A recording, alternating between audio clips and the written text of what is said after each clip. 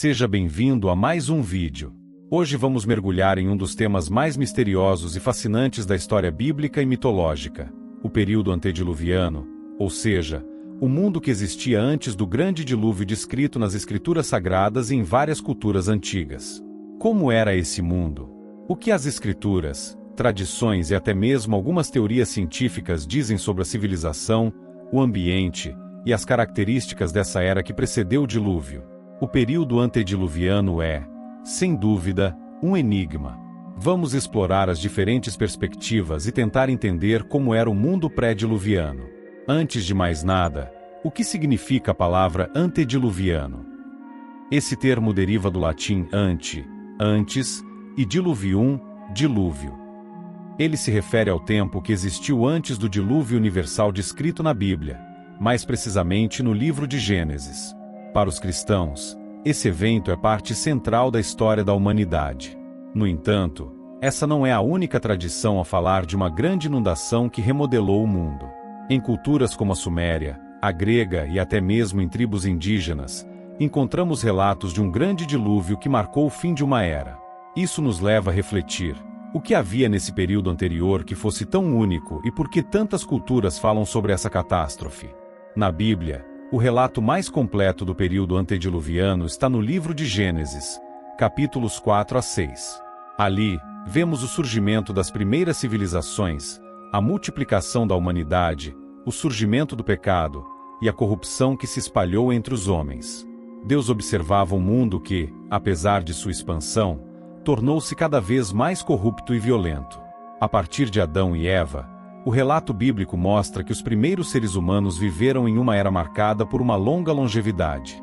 Homens como Matusalém, que viveu 969 anos, e Noé, que viveu 950 anos, são exemplos dessa característica notável. Mas por que essas pessoas viveram tanto tempo? Alguns estudiosos e teólogos acreditam que essa longevidade era um reflexo da pureza inicial da criação, antes da degradação causada pelo pecado. Nesse período, a humanidade começou a se organizar em grupos familiares e sociais. A Bíblia menciona o surgimento da música, da metalurgia, da agricultura e da criação de animais, tudo em uma escala que podemos imaginar como o embrião das grandes civilizações que viriam mais tarde. Uma parte particularmente intrigante do relato bíblico sobre o período antediluviano é a menção aos Nefilins, uma raça de gigantes mencionada em Gênesis 6:4. O texto nos diz que esses gigantes eram o resultado da união entre os filhos de Deus e as filhas dos homens. Mas quem eram esses seres? Muitas interpretações e teorias surgem aqui. Alguns estudiosos acreditam que os filhos de Deus eram anjos caídos que se uniram com mulheres humanas, gerando uma raça de gigantes poderosos e violentos. Os Nefilins são descritos como seres imponentes, dotados de grande força, e que exerceram um papel negativo na corrupção da humanidade. Essa ideia de uma raça de gigantes não se restringe à Bíblia. Diversas culturas antigas mencionam seres sobre-humanos que viveram no passado. Na mitologia grega, por exemplo, os titãs eram seres gigantescos que habitavam a Terra antes do surgimento dos deuses do Olimpo. Esses paralelos entre diferentes tradições apontam para uma narrativa comum em várias culturas antigas, sugerindo que o período pré-diluviano pode ter sido de fato uma era diferente e cheia de mistérios. Além dos relatos sobre gigantes e a decadência moral, o período antediluviano é notável pela incrível longevidade dos seres humanos. Como já mencionado, pessoas como Matusalém viveram centenas de anos, algo inconcebível pelos padrões atuais. Algumas teorias sugerem que o ambiente da Terra antes do dilúvio era fundamentalmente diferente. Existem interpretações que apontam para a ideia de uma bolha de vapor ou um firmamento que cercava o planeta, criando um clima uniforme e perfeito para a vida humana. Esse tipo de atmosfera ideal poderia ter permitido uma longevidade muito maior, além de uma maior abundância de recursos naturais. Com o dilúvio, esse equilíbrio teria sido destruído. A catástrofe teria causado grandes mudanças geográficas e climáticas, alterando drasticamente o meio ambiente da Terra e, por consequência, a vida humana após esse evento. Embora a Bíblia não forneça muitos detalhes sobre as realizações tecnológicas ou culturais da civilização antediluviana, há indícios de que a humanidade havia desenvolvido certas habilidades. Gênesis 4:22 menciona Tubal-Caim, que era artífice de todo instrumento cortante de bronze e de ferro, sugerindo um domínio precoce da metalurgia. Também vemos menções à música e à criação de instrumentos, indicando que a arte e a cultura já eram parte da vida humana. Porém, a moralidade dessas civilizações foi decaindo rapidamente. Gênesis 6:5 diz: Viu o Senhor que a maldade do homem se havia multiplicado na terra e que era continuamente mal todo o desígnio do seu coração. A violência e a corrupção espalharam-se por toda a terra. Isso levou Deus a decidir purificar o mundo por meio do dilúvio, preservando apenas Noé e sua família, que eram considerados justos. Essa decadência moral da humanidade também aparece em outras tradições. O épico de Gilgamesh, uma antiga lenda suméria, descreve um dilúvio semelhante ao relato bíblico. No entanto, na versão suméria, os deuses decidem inundar o mundo por razões diferentes, embora a humanidade também tenha se tornado intolerável aos olhos deles. O clímax da história do período antediluviano é o dilúvio e a construção da arca por Noé. Deus instruiu Noé a construir uma grande embarcação para abrigar sua família e uma representação de cada espécie animal. A arca tornou-se um símbolo de esperança e salvação em meio ao caos iminente.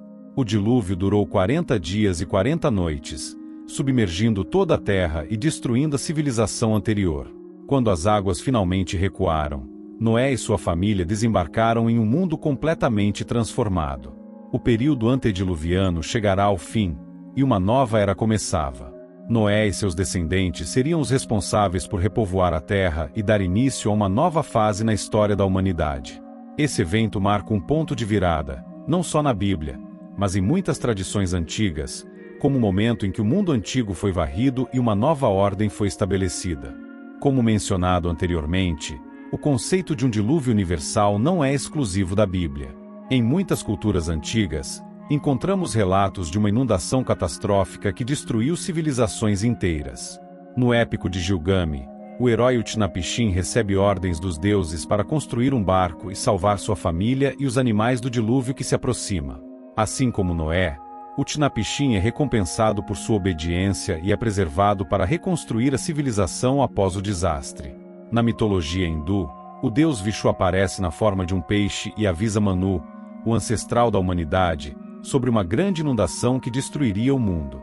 Manu constrói um barco e, assim como Noé e Utnapishtim, é salvo para repovoar a terra.